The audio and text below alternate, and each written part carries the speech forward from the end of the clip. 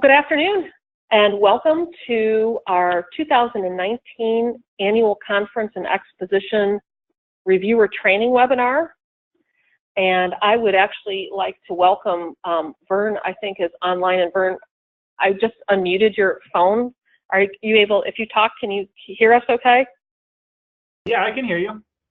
Awesome. You're actually the only one online right now, so why not, right? You might as well just join us. Yeah. Right? So yeah. I thought that seemed only fair. So thanks for joining us. Stuart Robinette is online with me also. And Stuart this year is doing the administrative function for the program committee. Of course, Vern, you know me, I'm Lori Sabata. I am the ACUI liaison to the program committee. I think this is my, I don't know, maybe 10th time doing this. So I'm really looking forward to 2019 in Toronto. And we are recording this webinar for all of the other reviewers who weren't able to join us at this time this afternoon.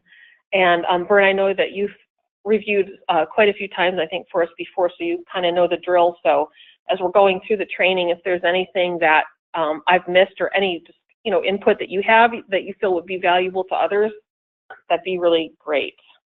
Yeah, Okay. I just want to echo what Lori is saying. Vern, appreciate you being here and being able to share your insights too, or questions that you think will be helpful for viewers that are going to be watching this later on. And for those of y'all that are going to be watching this again, we really thank you for all of the service that you provide at CUI. Again, I think what makes the annual conference and exposition great is how it's really members coming together to work hand in hand with the central office to put on a great annual conference, and the programming is really what drives it, and being able to review and make sure that we are being the best at reviewing the programs and that the membership really needs. That's what this group does. So thank you in advance for your service. Again, if there's any questions that come up after you've watched this or as you're navigating being a reviewer or even with other parts about the conference, do not hesitate to reach out to either me or Lori. Our email addresses are there on the screen right now. And just to introduce me a little bit too, currently I'm at the George Washington University as Assistant Dean for Residential Engagement. I've been very fortunate to serve on this committee for, I think, about 7 years now. And this is the year that I'm in the administrative role. So you all will probably be seeing some emails from me rather soon. And you will also be receiving emails from your review coordinators that will give you other important information. But again, welcome and thank you for watching. And Vern, thank you for attending. Glad to be here. So the first I really wanted to touch on is some important deadline reminders. The call for programs closes on Tuesday, December 4th. And we want to highlight with everyone that even though you're being a program reviewer, that doesn't mean that you can't submit programs. And actually, we always encourage you all to be able to submit programs because you all are already in the know about what's being looked for in programs, what makes a great program. And so make sure that you keep in mind that December 4th is when we're going to be having the call for programs close. Specific for you, the review process will begin on Thursday, December 6th. That gives us a couple days, and by us, I have to give a hats off to Lori on this. Lori really helps make sure that everything is sorted correctly because we sort the programs into 10 different areas, and you are assigned a review coordinator based on what area you're going to be in. And that way you're kind of comparing apples to apples. So residential education programs to residential education programs, rather than sometimes having to compare, if we didn't do it that way, where you would be comparing a residential education program to potentially a facilities program or something where it wasn't an equal comparison. So we do sort it that way, and we do that based on some of the CUI competencies. And you will notice if you're submitting a program, we use that rubric with the way that we're also grouping our programs too. And although there are more than 10 of those areas, we group them into 10 subsections there for us. So we always know it's a busy time, so the review process will begin on Thursday, December 6th. Before that time, you will receive what group that you're being assigned to and who your review coordinator is. Preceding that, you will also receive an email so that you can confirm that you will still be reviewing. And this is just to make sure that we've got equal representation across the different review areas to ensure that we are giving all the different areas a great look through to make sure that we do our due diligence there. The last day here is the review process closes on Thursday, January 3rd. And I'm going to pause there for 1 second because even though we're advertising in this webinar that it closes on Thursday, January 3rd, depending on your review coordinator, they may set a little bit of an earlier date to give them a day to make sure everything is in and to make sure that nothing has gone incorrectly about the process. Because when we close the process down, and Lori will talk about this later, that also means that your access to get in and do anything with the programs and review them closes down also. And so that's our hard date of January 3rd. What Lori and I ask is that you pay attention to what your review coordinator is asking for actually what the closing date is. It will be close to January 3rd that they send you, if not January 3rd. And if there's any issues, to work directly with your review coordinator on that. Very good. Thank you, Stuart. So I'm going to jump right into my portion, which is, I always like to get to talk about the geeky technical stuff behind how we review programs. So now we've talked a little bit about, some overall deadlines and things like that. And now we're going to talk about how you actually do the physical work of reviewing the programs. And for those of you who have not done this before, back a couple, when I first started doing this, and maybe even when Stuart had been working on this too, we did this all on paper. It is now online, I'm happy to say. So we have an online sort of competition judging system that all of the programs are housed in. And just to preface this too, sometimes when I'm going through this training, I feel like I make it sound more complicated than it really is. But just to kind of step through what I'm going to talk about is basically I'm going to show you how to log into the Akuhui website, how to find the link where the programs live that are assigned to you, and how to view the program, score it, and submit it. And then basically you'll wash, rinse, repeat until you've completed that process for all of the programs that are assigned to you, and then you're done. Sounds simple, right? And it actually really is. It's just really the managing and the planning of the time needed to give thoughtful reviews to all of these programs. So I'm going to jump in and kind of switch around some screens here, and so just bear with me while I switch over into our online system. And actually, what you're seeing right now is sort of the back end. It's what we call the console. You won't see this. When you log in, you'll be logging into the Akuhui website with your username and password. And you should also have a step-by-step document. It's a PDF or Word document, I think, actually, that I had sent out to you on email earlier, and it basically, walks through all the steps that I'm going to show you now, and actually gives you the link to the Akuhui website, and log in here, and if you can't remember your password, it shows you how to reset it. So I'm not going to go through that part of it right now. I'm just going to use my friend Bruce Wayne, or AKA Batman here, and Batman has some programs that are assigned to him, and we're going to kind of walk through the process. So I'm going to cheat and go through the back end here. I'm just going to move my control panel kind of out of the way so that I can do that. So I'm going to log in as Batman. Again, you won't see this part. It'll look different for you. But this part you may see when you log in. Depending on the way your account is set up, it may ask you to select an identity. So see how Bruce Wayne has either an individual or an organization identity. You want to make sure you're logging in as the individual. So you click continue. Again, you may or may not have that step, but if you do, log in as the individual. It should bring you to your profile page. So we scroll down Batman's profile page, and you want to look under applications. And again, this is all outlined in your step-by-step documents. You can follow along. And you can scroll in and you can see, Batman has reviewed before. It looks like he was reviewing in 2016, and now, I wanted to mention too that for purposes of this training, we're kind of in a little bit of a time machine here. It says 2018. Yours will say 2019. I have to stage this in last year's competition because we don't have any entries moved over yet. So we're kind of back in time a little bit. So yours you'll scroll down here and it'll say review entries for 2019 annual conference and exposition. So just pretend it says that. And you can see you get to a page where Batman has these programs that are assigned to him, and it says drafts, but when you log in, whatever into your reviewing areas, human resources, it won't say drafts, it'll say human resources. So you'll be able to double check there. You want to make sure that you have round 1 selected. That should come up automatically, so it shouldn't be a problem, but that's just something to double check. And then what you want to do is, again, I'm going to move my control panel out of the way without closing it. Okay, so you'll see some links here. One link says view entry, the other link says submit scores.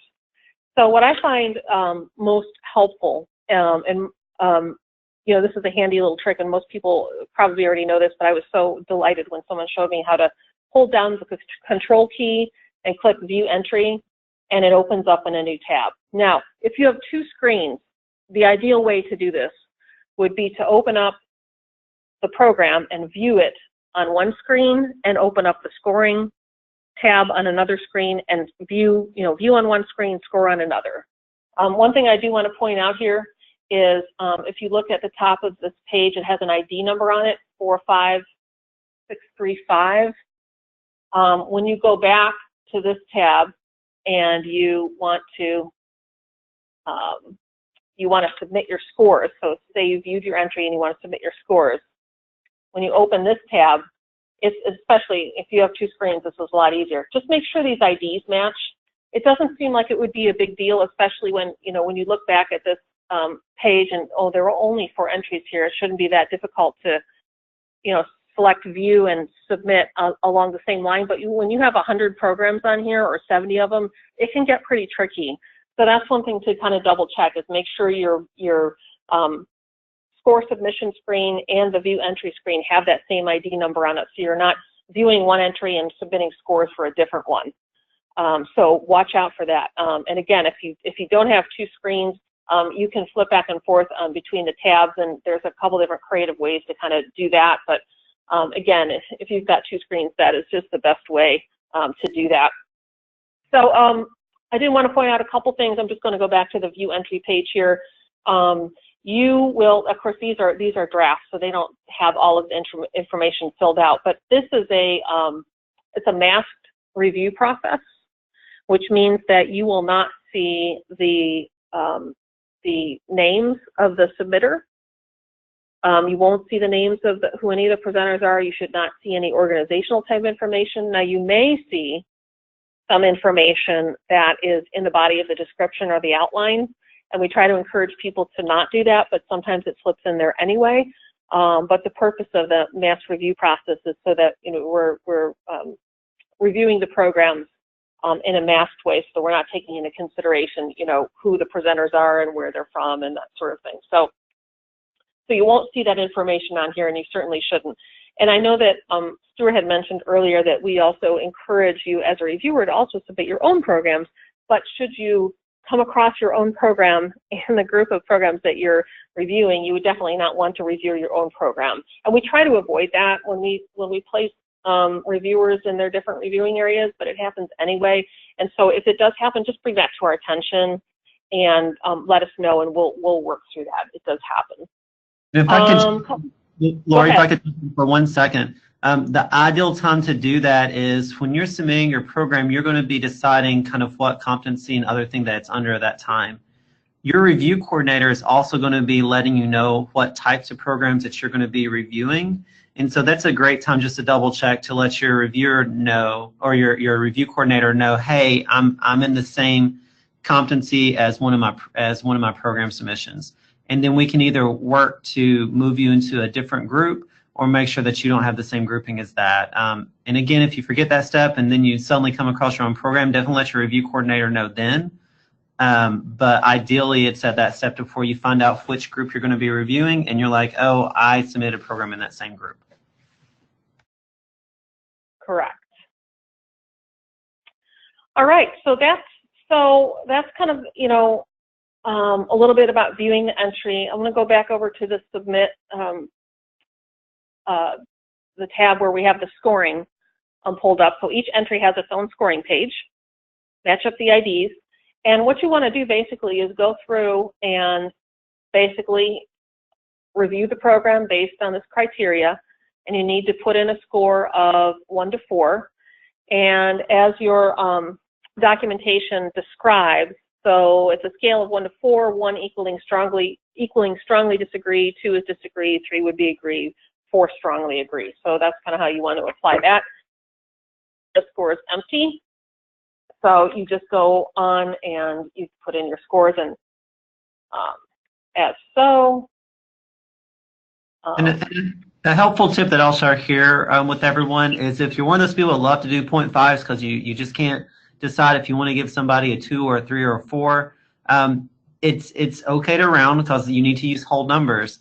And the important thing is that if you find that you're usually rounding up, just be consistent with that. Or if you're always rounding down in your own head, make sure that you're consistent with that. Again, so we're maintaining the validity of the way that you're scoring all the programs against each other. Correct. Yes, very good. And then, so when you're done with the scoring part, actually one of the most important parts are the comments. And one of the reasons well, it's important for many reasons. It's definitely a point of discussion when, programs are going through second rounds of review. A lot of times we refer back to these comments frequently, actually, and find out why did this get scored this way, or what was the reason? This one seems good. Why the scoring? And so we like to read through these comments, and then also, most importantly, these comments are shared back to the individuals who have submitted these programs. So you want to be keeping that in mind when you're, entering comments. You want to make sure they're comments that are constructive and helpful, and that, if it was you reading that feedback, something that you would want to read. And it's, seems simple, and it is surprising sometimes how often I read things that, and maybe the, person who left the comment didn't mean it to sound a certain way, but, we just want to be mindful of that. Was there anything you wanted to add there, Stuart? I would say when you're giving your comments, make sure that you're making them based on what was written there and not kind of judgment based. So, it's a difference of saying, this was poorly written versus, there was a lot of grammatical mistakes that were found. That's a different way of saying the same thing, but it comes across much better with a person that's trying to make sure they're understanding how they can do a better program proposal in the future. And just to highlight how important these are, in my years of serving on the program committee, there's been times where I've actually talked to people that have submitted proposals who wanted to seek feedback and help understand it. And the time and care that you put under there is really, really important. The other thing that I'll say that's important about those comments too is when we get to some of those programs that may really be on the edge based on scoring about whether they're going to get picked up as a program or not, that helps us really get a good feeling about, okay, this is one that should go ahead and be bumped up from maybe an alternate status to being offered versus one that shouldn't make that cut too. So again, grounding it in what is actually written there rather than just putting kind of judgments or opinions in it helps the core leadership team make those decisions if they should come up or provide that feedback in a more holistic way. Yes, I agree. Thank you. So we're all done with the numeric scoring and the comments. The last thing you want to do is then submit scores. And this would take you back to your review entry page. You can also view the scores again, because sometimes when as with anything, when you're scoring a lot of things, you start at number 1, and by the time you get to the 20th one, you're like, wait a minute, I was being way too easy, or I was being way too hard. I want to go back and balance out my scores a little bit. You're able to do that. So that's what the view score page is for. So that's something to keep in mind. And then basically from here, it's just a matter of you kind of wash, rinse, repeat. You finished with 15171, time to move on to 15278. And you basically repeat the process until you've scored all of the programs that are assigned to you. And that is the process. As I said, the concept of it is very simple. The actual, brain work of reviewing the programs and making decisions is the part I think that is challenging but fun. Yeah. Lori, I was going to add too, again, the process is really simple, and I appreciate everything that Lori's done over the years to actually simplify this. For those of you that may have been doing it for several years, it has gotten easier as the technology has caught up, and also as Lori and other groups have made refinements to it. I did want to share one quick thing about when you are scoring with some important points as we're talking about the key points to remember here. Figuring out the time that you're going to use to do it is really important because some groups may have a lower number of programs they're scoring, other reviewers may have a larger number, and it's okay to break up the time that you're working on them if that's your best way of working through a project like that. But one thing in talking to reviewers that I've heard is make sure that you're kind of where you are in your own thinking is in a similar spot. So if you're, reviewing a program when you're trying to get out on a Friday to go home versus when you've set aside a chunk of time before you really dedicate to it, your own outlook can affect the way that you're scoring proposals, and we really want to make sure it's as fair as possible. One of the other helpful tips before we talk about the rest of the key points here is setting aside a realistic time frame to be able to score these, especially if this is the first time that you're scoring them, because we have seen in the past if people are rushing to get them all done because they've waited till the last day to do it or the last few hours, we can see a drop-off in the comments that we're getting to be able to provide reviewers just simply because the reviewer may be going quickly to get through them all. That's a good point. Thank you. I'm just going to run through some of these key points. Some of them Stuart and I have already touched on. And also, Vern, please jump in and let us know if there are other things that you would like to add. But one of the things at the top of my list is it seems like in this process, as far as the technical part of it goes with the online system, I think one of the biggest hurdles that people start with is being able to log in, because a lot of people don't log into the ACUA website every day like I do.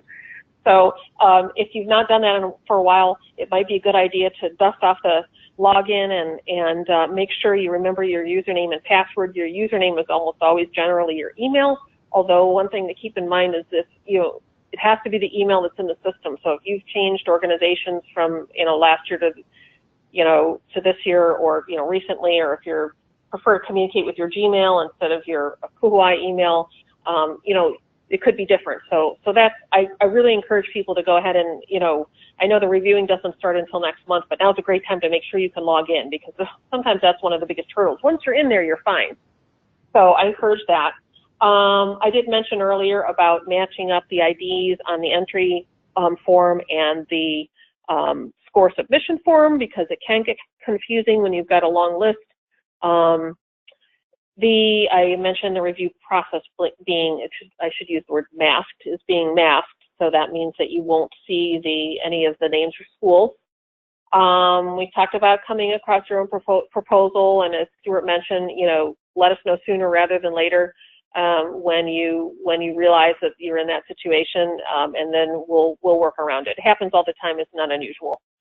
I mentioned going back and editing the scores and comments is completely fine to do. You have that ability to do that. And again, using the two monitors. I know I said this probably too many times already. I think everybody probably gets it. So if you've got to, great. If you have an opportunity to, ask your IT department to grab a second monitor for you, this is a great time to start doing that. And once you get that second monitor, you'll never want to give it back. I think it's just the greatest thing. It would be really helpful. And then obviously we talked quite a bit about, being mindful of the comments that you're leaving, and that these will be read by the folks who have submitted the programs. And so we want them to be constructive and helpful.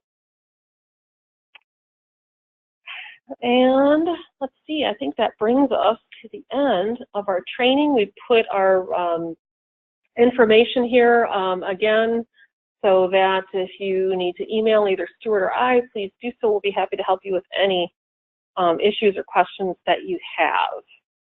And the other person too to highlight here is whoever your review coordinator is. Again, it's volunteers at the review coordinator level. I'm a volunteer also. Lori, although this is one of her many roles at ACUA, in many ways she goes above and beyond. But if you send a message to any of them, or myself will get back to you quickly. And if you're having problems or if you don't hear back from somebody, don't hesitate to reach out to Lori or me too. Very good. I think that brings us to the end. So if there are any questions or anything you wanted to, if Vern, if there was anything you wanted to add, please go ahead and do so. But if not, Yeah, I thought it was great. You guys did a great job. My only tip to people is, Stuart mentioned the time you review people, but how much time is important too. You can't really sit down and dedicate and do this for 3 hours straight and be fair at the beginning and at the end. So 30-minute chunks tends to work for me. It's a great point, Vern. yeah, it is. It's nice to have I'm really glad that you had a time limit on it like that too. I think that's something people can really follow, 30 minutes. That's great advice. You know, somewhat related to that, and Vern, I don't know if you had this experience too. I know the first time that I started rating programs on first year, I was worried that either I was being too easy or too harsh on it. And again, I think it's less about whether you're being too easy or too harsh, and more about making sure that you're consistent with the way you're rating all the programs that you have to rate. Because again, we're able to use some different systems to make sure that we're equating them, but the important part on your part is to be consistent. Great point. I agree. Well, with that, I think that we can conclude our training session for today. So, Vern, thank you for joining us, and Stuart, thank you for presenting with me today. And I really look forward to working with everyone in just a few short weeks. It'll be here before we know it. Thank you so much, Laura. You're an asset to the profession, and thank you for everything you do for this committee. All right, thanks. Everyone have a great afternoon. Bye now. Bye.